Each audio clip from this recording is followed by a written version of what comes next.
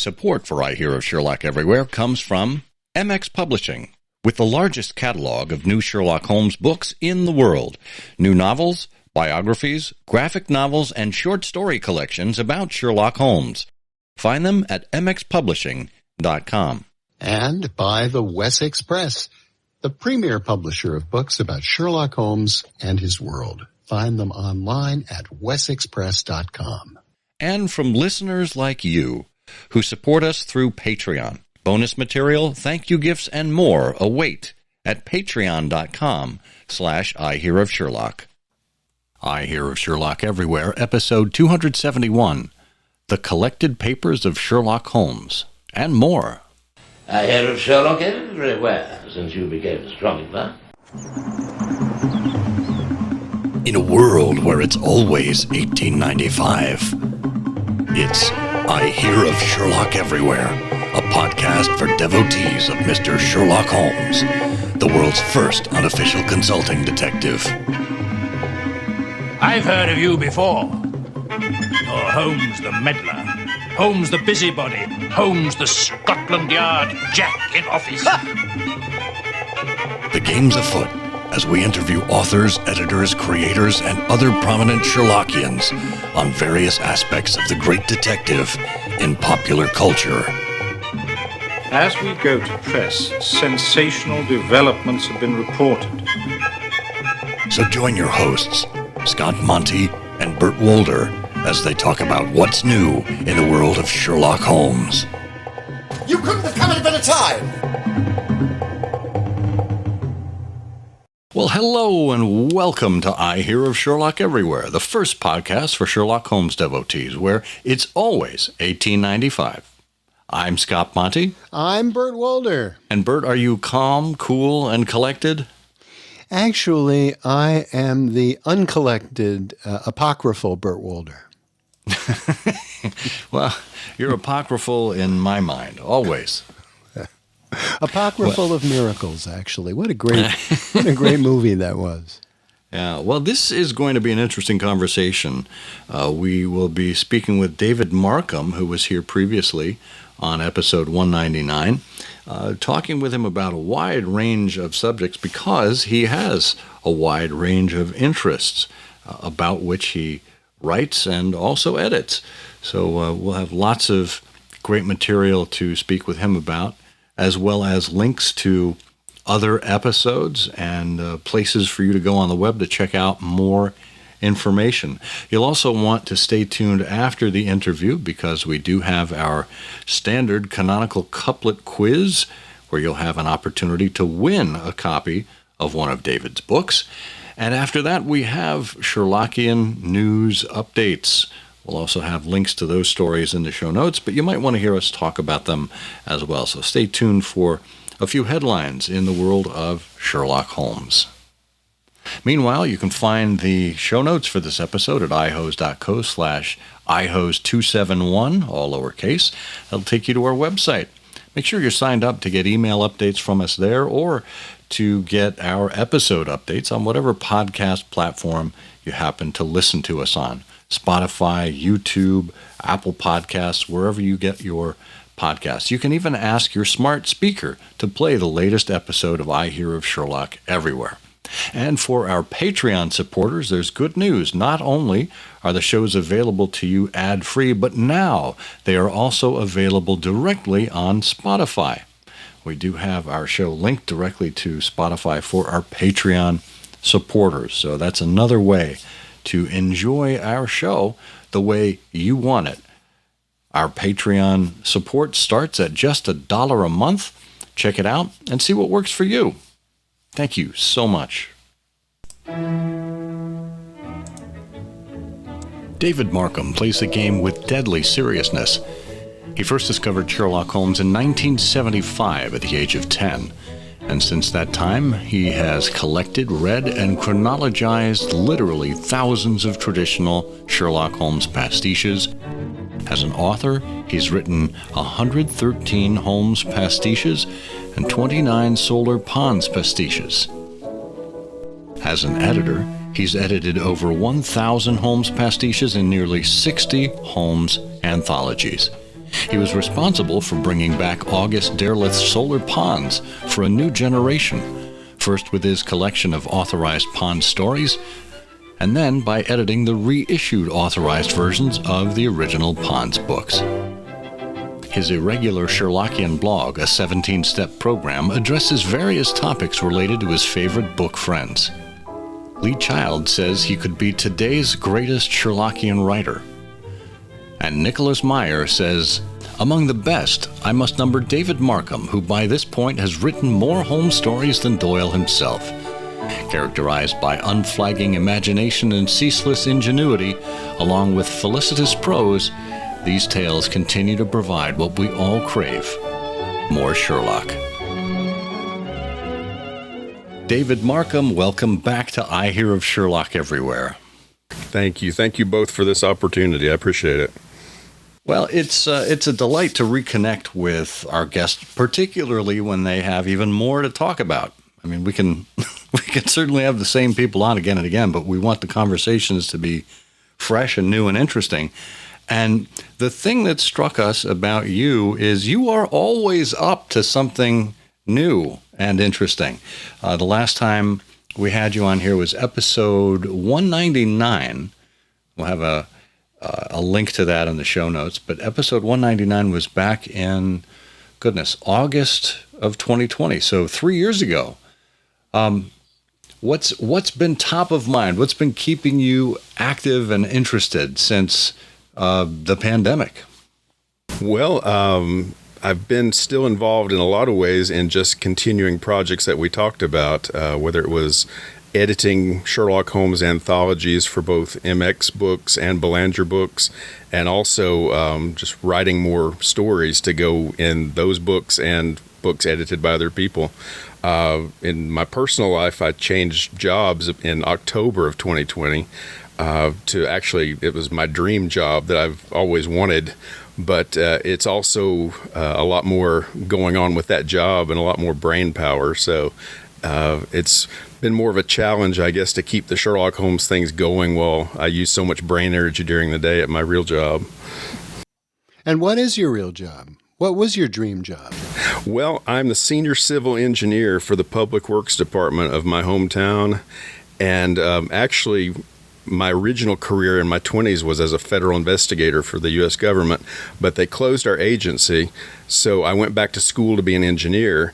And what inspired me to want to be an engineer was actually being interested in the infrastructure of my hometown. So it's kind of full circle. I went to school and had jobs with a lot of private companies, and then finally got this position with the city, which is the place that inspired me to go back to school to begin with. Civil engineering it's a wonderful profession, and you're in Alcoa, Tennessee. So how is the infrastructure in Alcoa, Tennessee? And that's not just a humorous question. I mean, when you approaching things from the standpoint of a civil engineer, your time horizon is a little bit different. Your sense of where capital needs to be invested is different. Your sense of technology and how obsolescence is moving along. I mean, what's the nickel summary there of what's on your plate and mind? Well, Alcoa is about 15 miles south of Knoxville, Tennessee, which is the big city in East Tennessee where I live. It's a twin city with another town called Maryville, Tennessee. Alcoa was started about 100 years ago by the Aluminum Company of America, right after they invented their aluminum separation process. And so for many years, until after World War II, it was a company town. Then things were allowed to turn into just a regular municipal government. But one of our challenges is that a lot of our infrastructure is 100 years or more old. And so there's just a lot of work to do and a lot of budget limits, as you might imagine, everywhere. There's projects that we want to work on, but then there's little fires that have to be put out every day. And so where I'd worked before in the private industry, it just kind of ended up as the years went by, I was a water and sewer engineer. So that's what I specialize in now at the city. And we just have a lot of projects like that, either trying to replace old pipes and sewer pipes and water pipes, or rehabilitate what we have. So, and of course, we work a lot with the other departments like the roads and things like that. Oh, kind of a three-pipe problem, huh? Yeah. And three-pipe problem. I like that. Yes, it does take more brain power every day, I think, because either it's because of that or because I'm a little older, but I come home after work and end up taking a little nap every day. Have you thought or dug into sort of the infrastructure of London in the 1890s? I would imagine that would be irresistible for you. It is fascinating. I ended up, of course, as like a sewer engineer, which is not why I went back to school to be an engineer. But I've been to London 3 times, and I am fascinated with the sewers over there. It was, I guess his name is pronounced Bazalgette, Joseph Bazalgette, but he designed this amazing sewer system in the 1850s and 60s, and he did it so well that it still works today. And I've actually been able to explore a couple of the outfalls for that system while I was over there. And I've also incorporated several aspects of the London sewers into my own pastiches that I've written. Amazing. Well, while we're talking about pastiches, this is one of the things that has always fascinated us about you, is that you're not just an editor of pastiches, but you are a writer of pastiches as well. And I think we mentioned this on 199, but just give us a refresher. When and how did you write your first Sherlock Holmes story? Well, I had always been interested in writing, and I'd kind of done a practice novel years ago that was more like a Robert Ludlum type story. But in 2008, I was laid off from an engineering job at the start of the recession, and I had an idea for one story that was kind of complicated, but in order to write that, I wanted to write a few practice stories first and see if I could get Watson's voice. So I ended up writing 9 stories then, and really didn't do much with them except put them on my shelf in a binder. But slowly I started showing those to people one at a time, and they liked them. So they were initially published as a book with the Battered Silicon Dispatch Box, which is run by Dr. George Vanderberg. And then in 2013, I had that republished with MX, and that's how I met Steve MX. And from there, I just started participating in other projects. And then in 2015, I got the idea for the MX book of new Sherlock Holmes stories, so I started contributing to that too. And so it just kind of spiraled from there. But it initially started just because I had some spare time because I was laid off from a job. And now it's quite the opposite, isn't it? Yeah.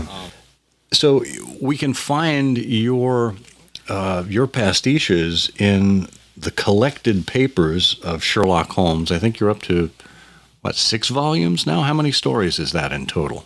Those 6 volumes have 98 of the stories that I've written. I've actually written 113 with some more promised by the end of the year. So I guess when it gets to around 120 stories, I'll go ahead and publish volume 7. Wow. And that'll be exactly twice as many Sherlock Holmes stories as Sir Arthur Conan Doyle wrote. Yeah, I was aware of that number when I kind of picked that. When I was writing them and I started seeing I was getting close to 60, that seemed really like a neat boundary to cross. And then it was getting closer to 100, and now it's more than that. So I don't know how long I can keep doing it, but 120 for sure seems like a good number to shoot for at this point. It is a nice round number, but do you ever find yourself running out of steam, running out of ideas? I don't. I've had a few. I don't know if they were really writer's blocks, but it never lasted more than a week or so. And generally the way I write is I don't have an idea. I just sit down and open a Word document and kind of listen for my inner Watson to start dictating. Now, if Arthur Conan Doyle were here, he would say, how do you get your plots? Yeah. Actually, what he would say is, help me out here. How do you get your plots? Well, I can't claim to have his plots because nobody will be reading my stuff 100 years from now like they are his. This is just, honoring what he did. It's not trying to be better or whatever. But like I said, there are 2 types of writers, as they always say, the plotters and the pantsers, and I'm definitely a pantser. Sometimes I submit stories to other editors' books, and they like to have a summary first to see if they're interested in what you're going to write. And that just kills me to try and actually come up with a summary instead of letting it write itself. Those are much more difficult for me. And it usually drifts away from what I initially told them anyway by the time the story's done. Have you learned anything new about, and this is also not a humorous question. You know, when you have with you on the desk these well-defined characters, and you listen for Watson's voice. Mm-hmm. You know a couple of things. First of all, you know he's not going to be telling you about Holmes's experience with the Musgraves or any of the existing cases. He's going to be telling you something new. So as you're listening to that and as you're building the story over the years, have you learned anything new about Holmes and Watson and about their relationship or about their interests or about their experience? Well, of course, you have to be careful, as does every pastiche writer, not to just hijack things for your own headcanon. And I've got some of that in my stories, just like everybody does, but you don't want too much of it. But basically what I always try and remember when I'm writing is just to let them talk to each other. And when I go back and read it, I try and make sure that they don't call each other's names out in every other sentence. Holmes, have you seen this in the newspaper? No, Watson, I haven't seen this. What is it? Well, Holmes, it's a story about a robbery. So I've tried to get better as I've gone along at more natural conversations and flow and things like that. But I try and still keep it pretty much grounded in the canon. Like I don't invent too much, like things that just go completely off the rails.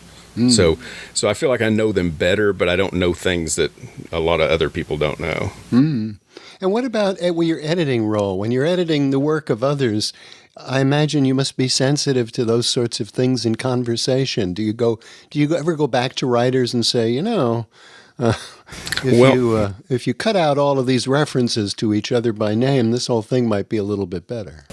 I kind of am a little brutal about that. One of my favorite editors, or what I heard about him, was Frederick Dene, who was one half of Ellery Queen. And, he would have to get things done just to get them done quickly because he was doing turnaround for the Ellery Queen Mystery Magazine. So I think a lot of people who submit to me now know that there are things that I'm going to just kind of fix without going over every little change or everything. And one of those is to just kind of red pen out all those Holmes and Watson back and forth references. But when I edit, to me, it's not so much about the people who sent me the stories anymore. It's like trying to make everything sound like Watson. So the stories are consistent, and they also sound like something that would have come out of the Strand.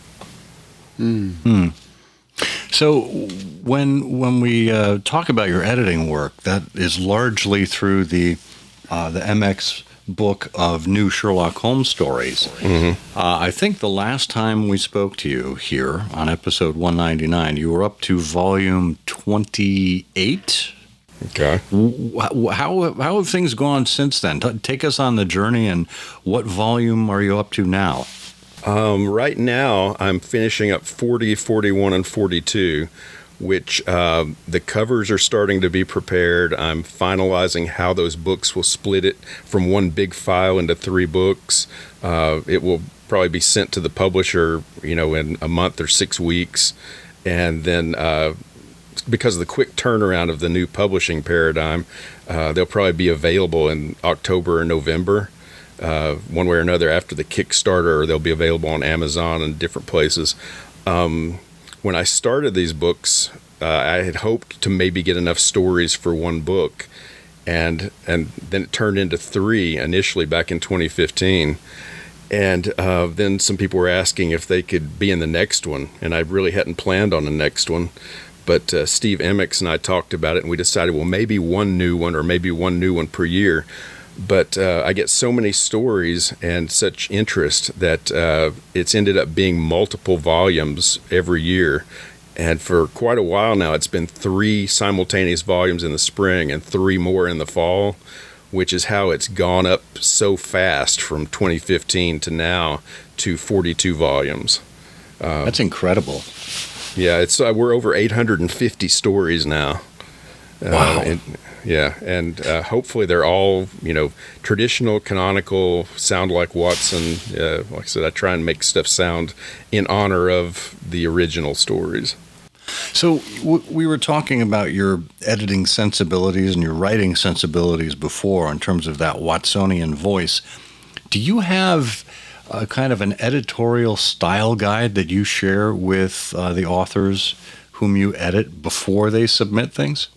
Somewhat. There's a page that really needs to be updated on the MX website, kind of a submission guide, and it has some of the rules that I require, like no true aspect or no true supernatural aspects in the stories. Like if there might be something that might or might not have been a ghost, but it can't literally be a monster or something like that.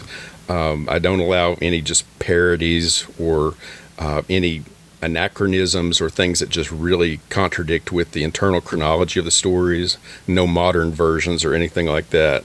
So that stuff is on the submission guideline.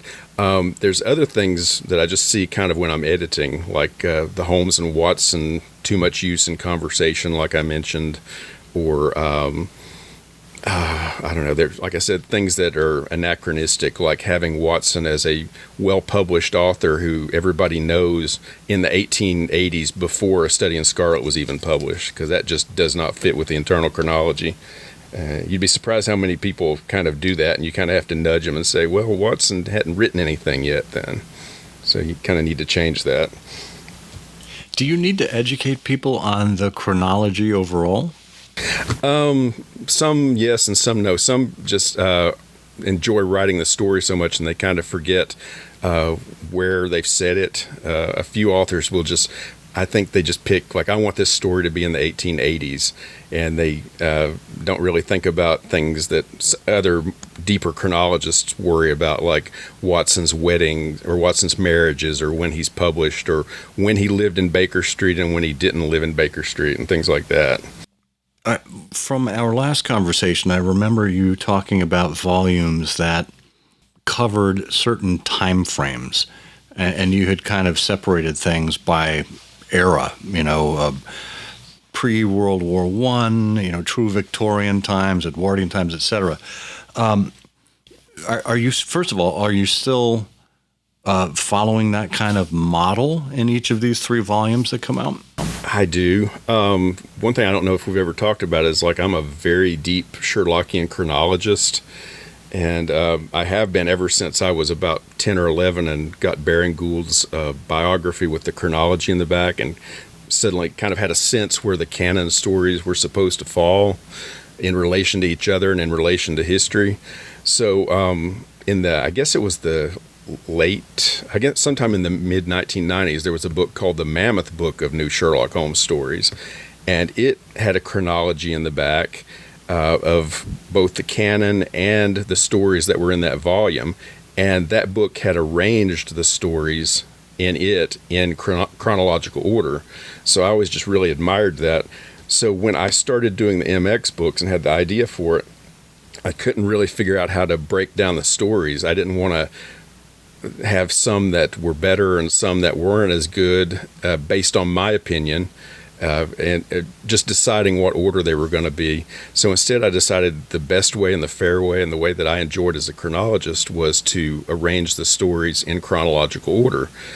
And so after that, every set that comes out, like spring 2022 or fall 2022, for that standalone set, I arrange all the stories in it from chronological order, from say the 1870s to the 1920s, and then kind of break the books into thirds by size and by where the years fall. So the first book in that set will be the early stories, and then the middle stories, and then the last book will be the latter days stories.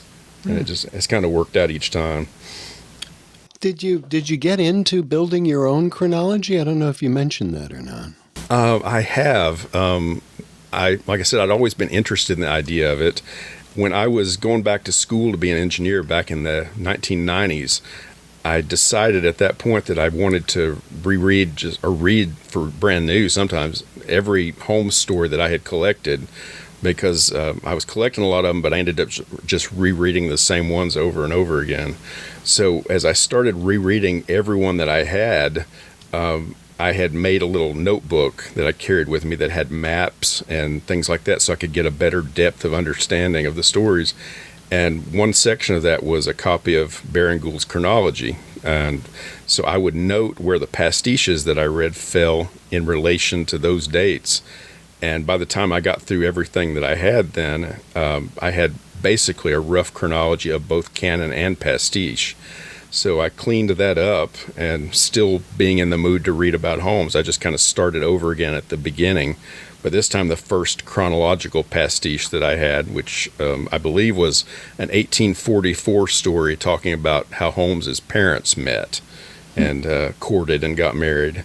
So that seemed like just a good starting place for the whole complete, vast, canon and pastiche life of Holmes and Watson from beginning to end.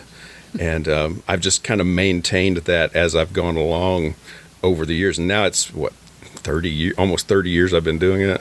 So it's about 1,000 pages of pretty dense Word document. Wow. Yeah, impressive. People ask me sometimes if I'm planning to publish it, and it would need some cleaning up, and kind of hate to in a way because it would be out of date immediately. And also, when I list something chronologically, I also make notes, and people might not like the notes that I made about their stories sometimes. If I disagreed with them, I tell why I disagreed with them. Have you connected to, the Sherlock chronologist group? Are you part of that Brad Kefauver's effort? I am. I think I was one of the first 3 or 4 to join, actually. And we all have code names, I guess. I'm not sure how to describe it. Our investitures, and it's basically a date that means something to you. And so I'm trying to remember what my date is. But and is it true that the members of the Sherlock Chronologist Guild were going to have a Zoom meeting but couldn't agree on the time? Oh. I'll let that stand by itself. Wow. Yeah.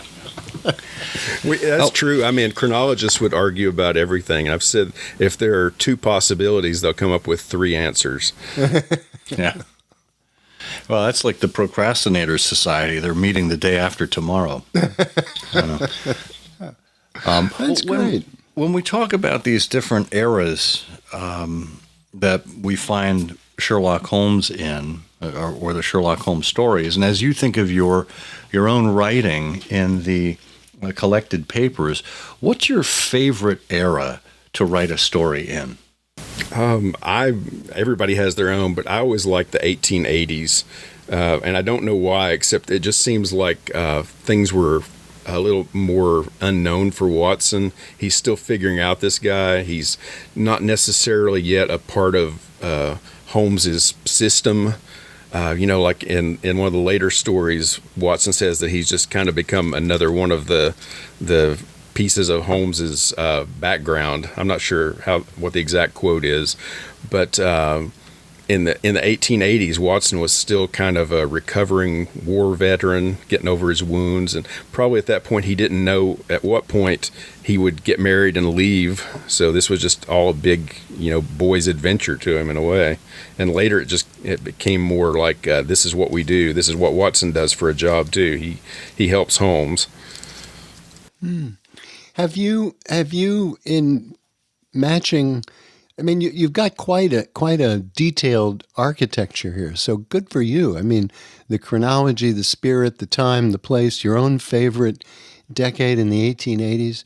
Have you done sort of a mental relationship overlay? Lindsay Fay was, in some of her pastiches has been very thoughtful about the friendship between Holmes and Watson and how that would be expressed differently in a case in the late 1890s versus a case in the, in the mid 1880s and so on.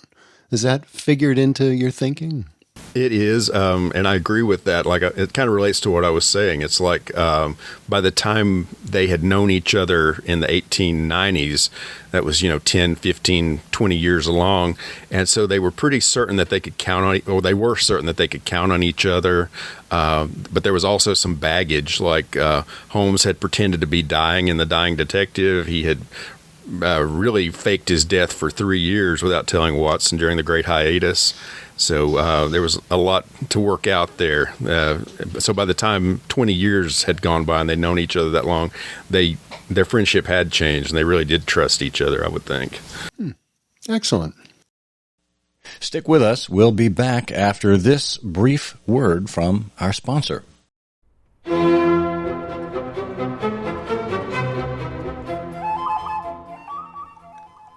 The Sherlock Holmes Review is back, with articles on Sherlockian film and television, classic canonical scholarship, detective stories, illustrators, collecting, and more.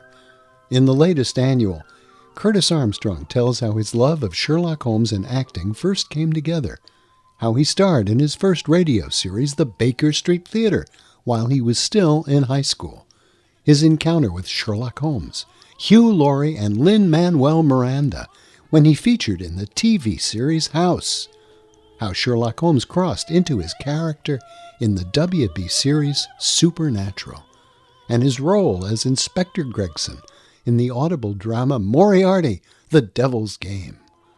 The Sherlock Holmes Review is back, combining great design with great writing, welcoming fans of every age and attitude. Get the latest issue, the 2022 annual, at wesexpress.com today.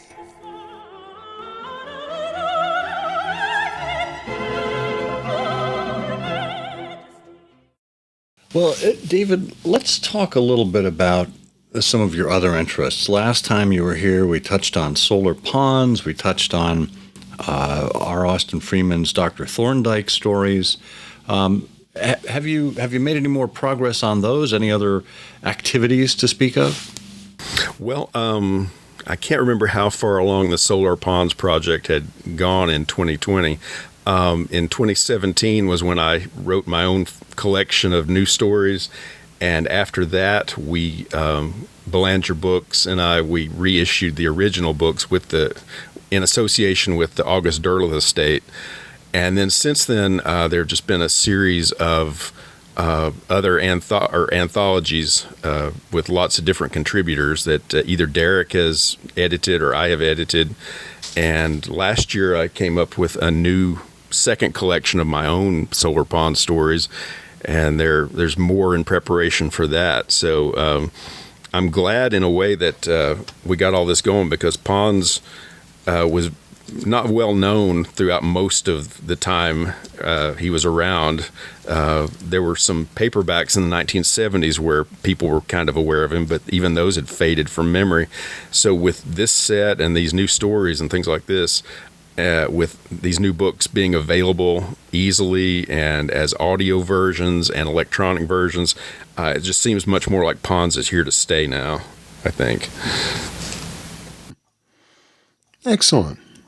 Well, that's a good thing. And before we began the show, we got into a little bit of an offshoot of a conversation having to do with Nero Wolfe. Right. Now, I know William Baring Gould, who was one of the major chronologists that we all know, also had a great love of Nero Wolfe. As a matter of fact, he had opined at a certain point, I think, that Mycroft Holmes was Nero Wolfe's father. But talk about how these two interests of yours maybe converged or perhaps diverge. Okay. Well, let's see. As I mentioned, I had Baring Gould's biography. I found that, or I was given that almost as soon as I started reading the canon. So it has a chapter in there where it actually mentions that he thought, and he wasn't the only one to think this, that Sherlock Holmes, and not Mycroft, was Nero Wolfe's father. So at the time I read that as a kid, I'd never heard of Nero Wolfe and had no clue what that was. But as time went on in the early 80s, there was a Nero Wolfe television show, and I started reading the books. And pretty quickly, Wolfe became my second favorite after Holmes, and has remained so up to the present. And what we were talking about before the broadcast was essentially that I had been to New York for a couple of the Sherlock Holmes birthday weekends.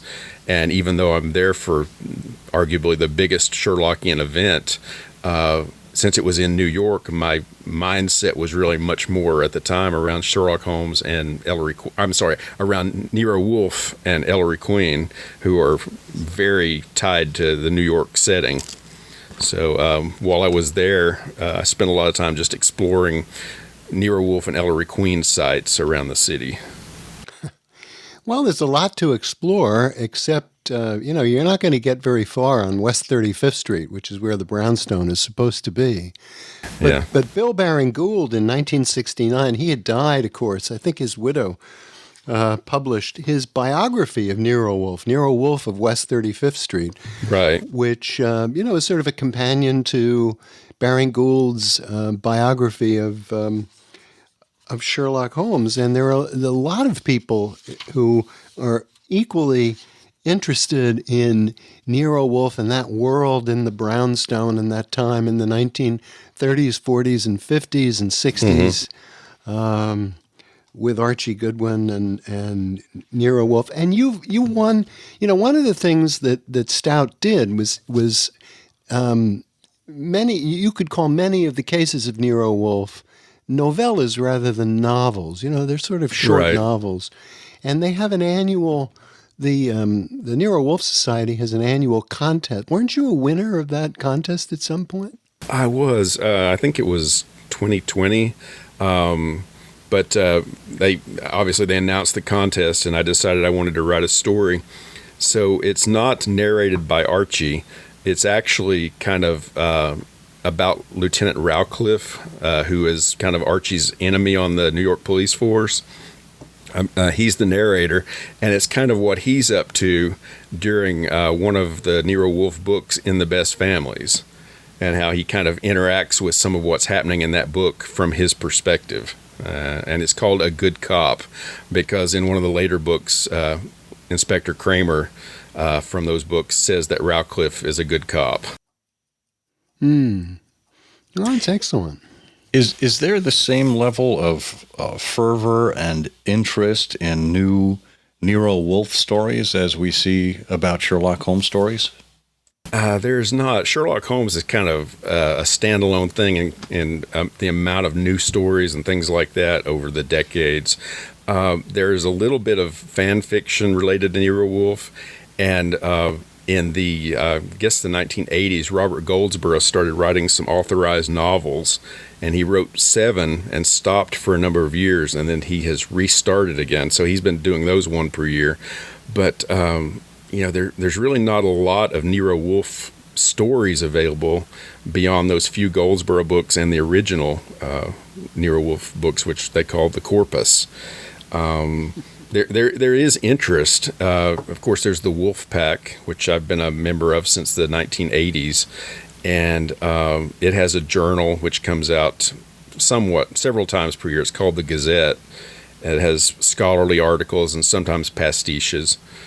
But Wolfe, just like many of the Golden Age detectives, he doesn't have nearly the amount of stuff that goes along with Sherlock Holmes. Well, how sad for him. Yes, for all of us who are fans. Yes. Yeah. Right. Well, the one thing I want to get back to the MX book of new Sherlock Holmes stories, because this is. It's always fascinated me that our friends at MX Publishing, who are a sponsor of I Hear of Sherlock Everywhere, have been for many years now, are very purpose-driven. There is usually some kind of charity or other kind of benefit to some of the profits from MX Publishing's books. Yes. And this really ties in with your vision for the MX book of new Sherlock Holmes stories.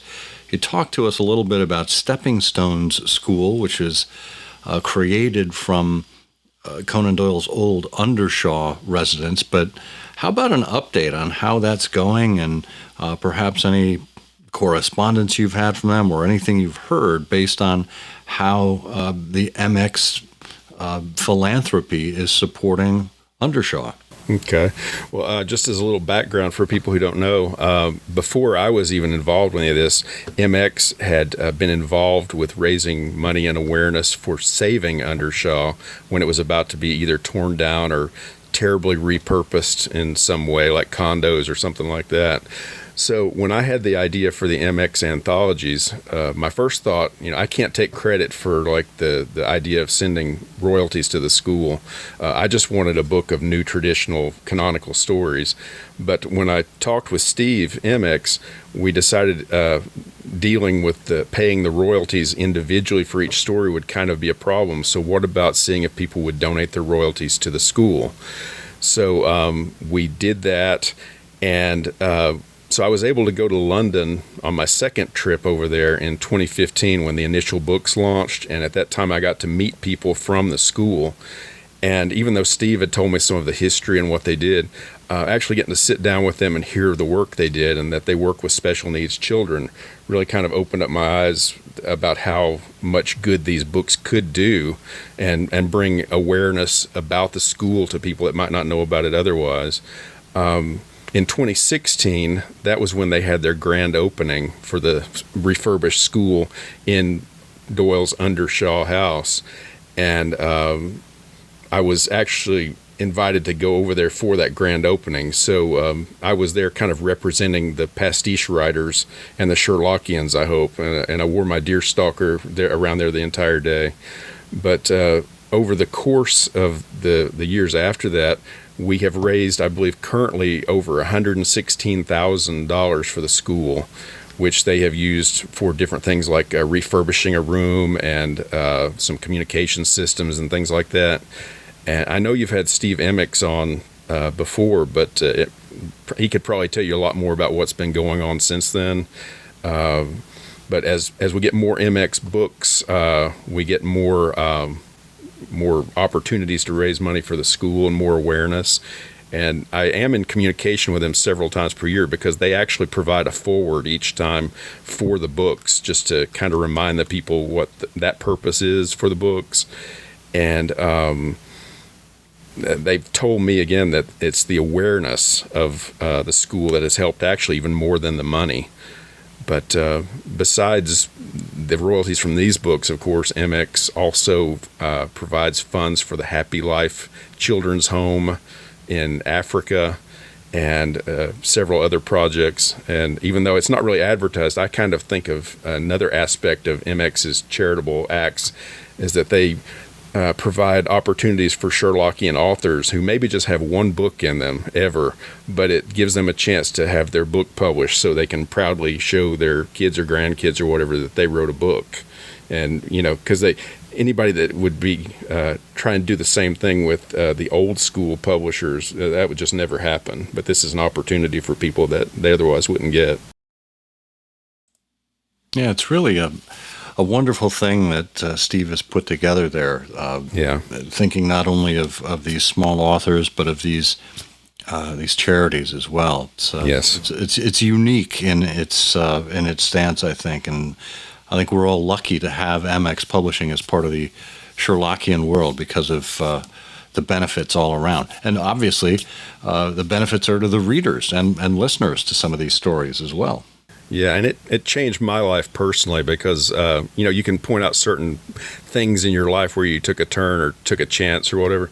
And when I emailed Steve to see about republishing my first book with him, I had no idea where all this would lead or that I would be writing other things or these edited projects or whatever. So as I've mentioned to you before, I kind of live in a remote part of the country in terms of Sherlockian activity, and that there is none here. And so without having this opportunity or these books and my association with MX to kind of dip into the Sherlockian sandbox, like I said, just getting in touch with him and him giving me all these chances and saying yes when I had different ideas has personally changed my life. Oh, that's remarkable. And, when you think about it, the state of Tennessee almost looks like a long cigar. It is.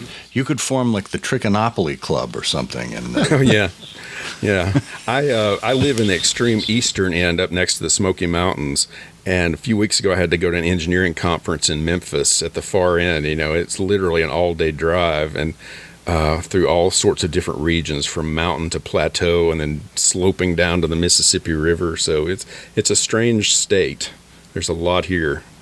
Well, it's the world of Sherlock Holmes is a strange state too, and it's all richer, David, for everything you've added to it. It's just immense and valuable, just as we've talked about, not only in entertaining readers, but also contributions to Undershaw and other things like that. It's really fabulous. Well, thank you. I'm just having a ball, and still, after ever how many years, I'm still enjoying it.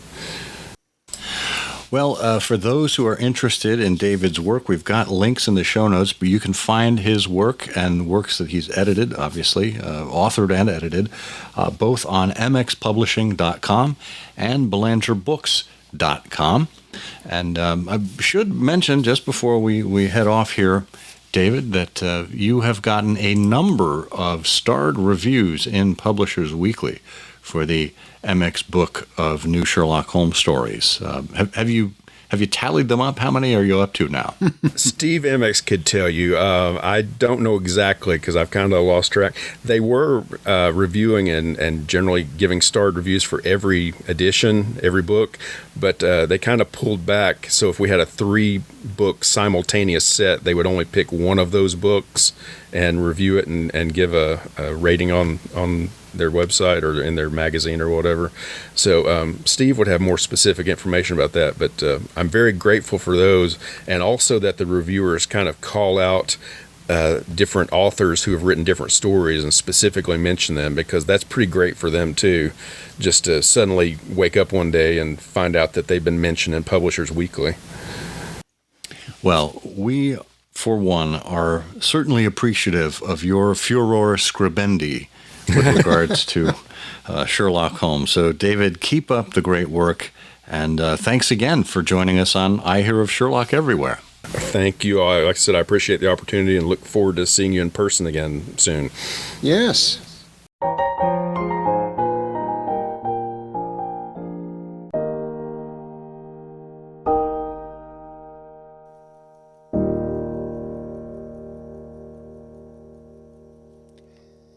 David is an entire industry. It's really grand to talk to him. And I had no idea that he was, well, I guess I'd forgotten, because, of course, I knew this somewhere along the line, that he was a civil engineer.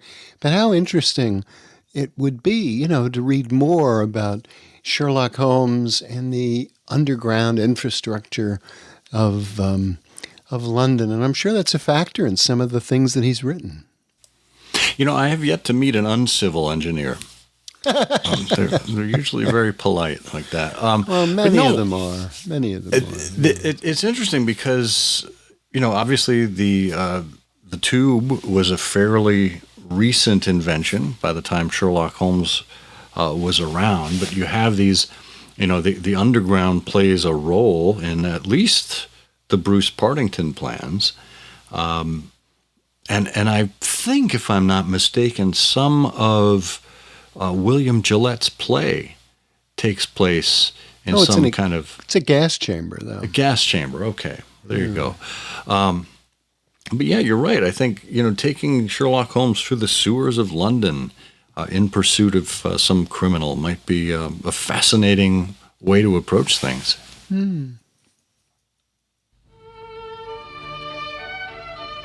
Hey, I hear you over there. You must be scratching your head wondering what's new with our friends at MX Publishing. Well, let me tell you, if you don't go to their website often, it is worth a visit, because I can tell you just this summer we've had a number of publications like The Recollections of Sherlock Holmes by Arthur Hall, Sherlock Holmes, A Question of Time by Glenn Searfoss, Sherlock Holmes, A Study in Illustrations, Volume 4 by Mike Foy, and Oscar Slater, A Killer Exposed by Brenda Rossini. But coming up, there are at least 5 books that are going to be released in September, as well as, another 6 or 7 in October. Everything from Nessie's Nemesis, Sherlock's Secretary, Book 2 by Chris Chan, Sherlock Holmes, Tales of Darkness by Paul D. Gilbert, Sherlock Holmes and a Tale of Greed by Daniel D. Victor, Sherlock Holmes, The Devil's Disciples by Richard Ryan, A Study in Statecraft by Orlando Pearson, and many, many more. Just get over to mxpublishing.com and check out their new books to see exactly what fits your appetite today.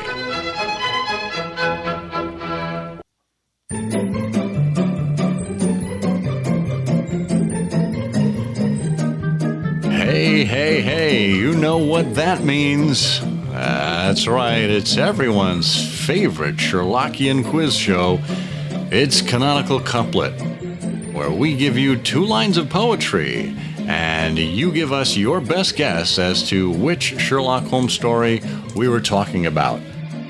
If you were with us last time, you remember we gave you this clue. From this important record, it appears that Holmes was pretty good at 60 years. Bert. Yes. I have to do this. Why do you have to do it? Well, it's partially because everyone has come to expect it. Not necessarily because I want to hear the answer. Let's face it. Do you know the answer? Yes, of course I do. This is a case, that over the years people have really misunderstood. It's a case where a landlady comes to Holmes and Watson complaining about the fact that her lodger would never leave the room, and Holmes has to use a mirror to discover that the lodger was really a disguised old eccentric. It's the case Watson called the Veiled Codger.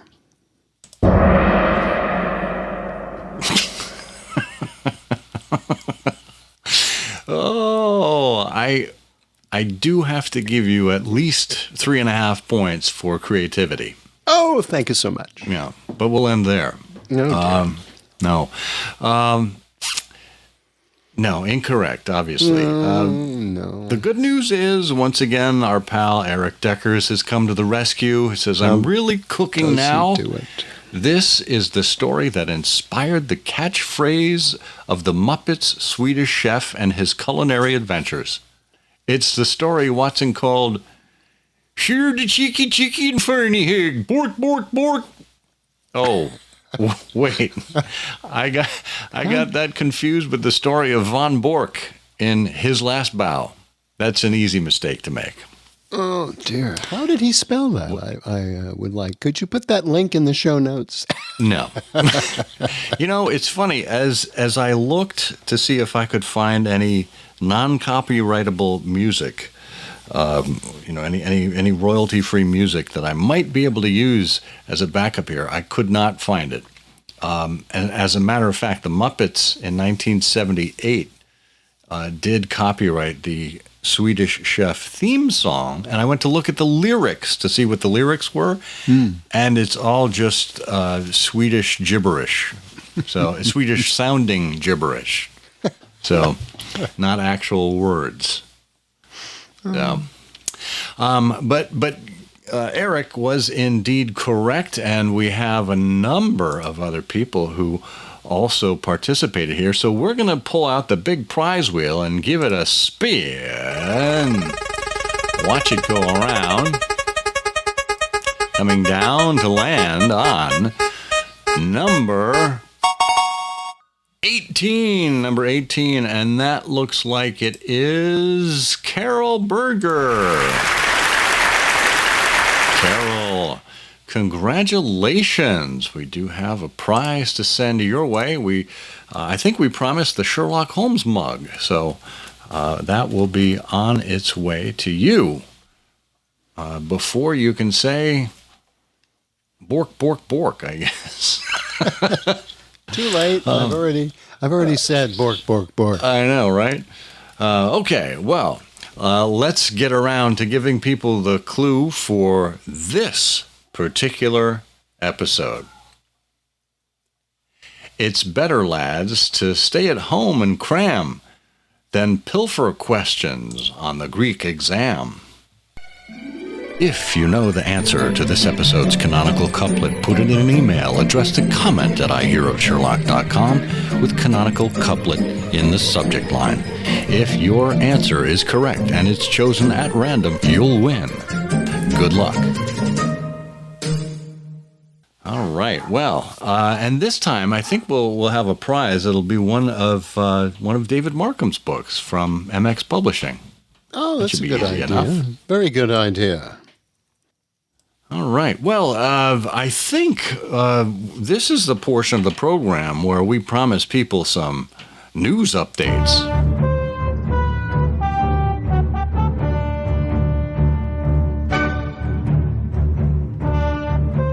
It's very official. And now you know it's news because we have a theme song. So since the last time we were around here, there were a few developments I thought that were worth talking about. The first one I have up on my board is that the Crooked Man, Adventure of the Crooked Man, the manuscript for that was auctioned in July by Sotheby's. And it was, we'll have a link to the listing of the manuscript on Randall Stock's website, bestofsherlock.com. This is a manuscript that was written approximately 1893. It's not signed or dated, but that is the date it was given. This is from the memoirs of Sherlock Holmes. The loose sheets of the manuscript housed in a red cloth portfolio with gilt titles on the cover is The Adventure of the Crooked Man. Written in South Norwood by Conan Doyle. The pre-sale estimate was $35,000 to $50,000, and the manuscript did sell. It reached its minimum. It sold for $75,000 plus hammer price premiums, which would have brought it up to $95,250. Wow. For the Crooked Man. You're going to get a big credit card bill. Well, I wish I had gotten this one. This is the story from which my Sherlock Holmes, my Baker Street Irregulars investiture was taken. I'm Corporal Henry Wood, who is, of course, the Crooked Man. Yeah. But even more relevant, this is the story where there's a conversation between Holmes and Watson that contains Sherlock Holmes's most famous quotation. "Excellent," I cried. "Elementary," said he. So imagine being able to have that page and frame it in your collection, or to pull it out and show people as part of your manuscript collection. Fascinating. Yeah. Well, in other news, there's a great series starting at the Jewel of Philadelphia, the Rosenbach Library. Dr. Rosenbach, whom we've discussed with Stephen Rothman and many other people over the years on this program, was very committed to mystery and crime literature. He corresponded with famous Sherlockians. He wrote back and forth with Christopher Morley. He once purchased Conan Doyle's personal crime library. And so the Rosenbach has done a great number of wonderful things over the years about their Sherlockian holdings, about the character Conan Doyle, about Gothic fiction. And our Ed Pettit, who's also been on this show in the past. I remember I interviewed Ed at least once for an earlier program. But they are beginning Sherlock Mondays on the 18th of September. And they are going to continue discussing on Sherlock Mondays with Ed Pettit and a rotating group of co-hosts. They will do a conversational, what Ed describes as a conversational annotation about each story. They'll provide context, some insight about Conan Doyle, about Sherlock Holmes. And once a month, I'll also have a special guest to talk about a different Sherlockian topic. So it's a whole series, a weekly event here for 90 minutes every week, beginning September 18th, beginning 7 o'clock p.m. Eastern Time, for this recurring review of the world of Sherlock Holmes. And it's really a wonderful thing, and it's going to run until April 2024. Wow. So you can register and enjoy and participate in that now. It's virtual, by the way. It's you don't need to be on-prem. You can go to the link in the show notes and register. Well, my invitation to speak must have gone missing.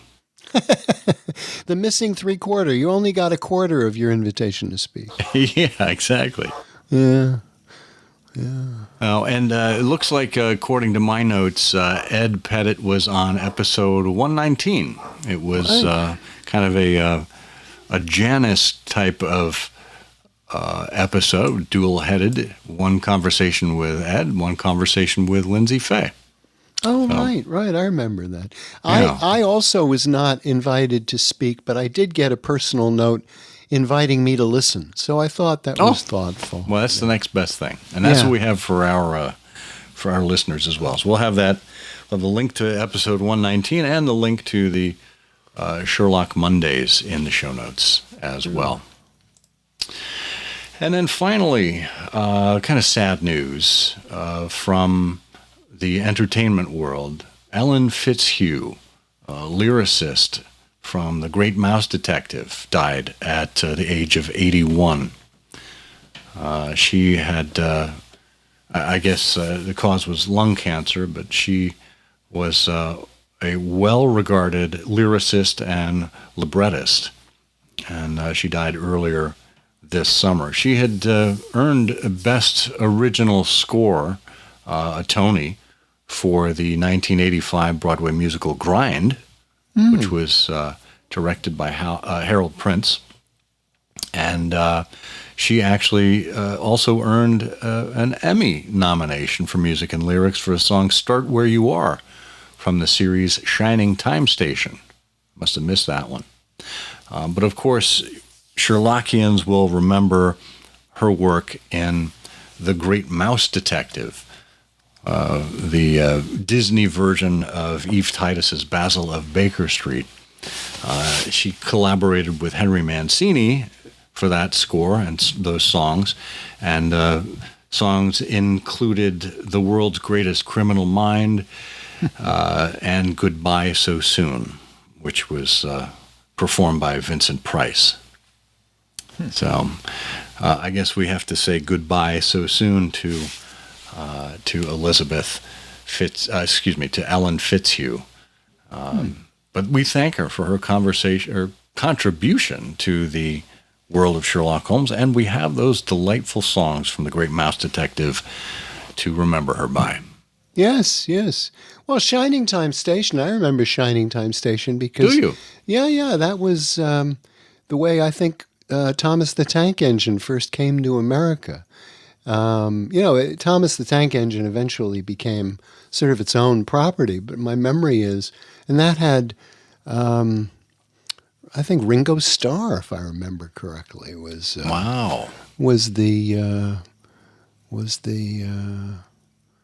conductor or but he was a character in, I think, in Shining Time Station. Yeah, when my kids were young, we would watch Shining Time Station. Well, he's a character in real life, too. I have to warn you with peace and love. Well, I think that'll wrap up our news segment here, Bert. Unless there's something else that's on top of your mind. No, there are society meetings coming up, on the East Coast, which are the things I know most about. But all over the place, there's not a day goes by without some Sherlock Holmes activity someplace, somewhere. Indeed. Well, this is the active Sherlockian, Scott Monty. And I'm the over-participating Bert Wolder. And together, we say... The game's afoot. Afoot.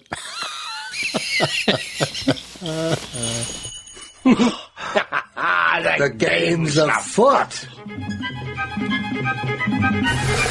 I'm afraid that in the pleasure of this conversation, I am neglecting business of importance, which awaits me elsewhere. Thank you for listening. Please be sure to join us again for the next episode of I Hear of Sherlock Everywhere, the first podcast dedicated to Sherlock Holmes. Goodbye, and good luck, and believe me to be, my dear fellow, very sincerely yours, Sherlock Holmes.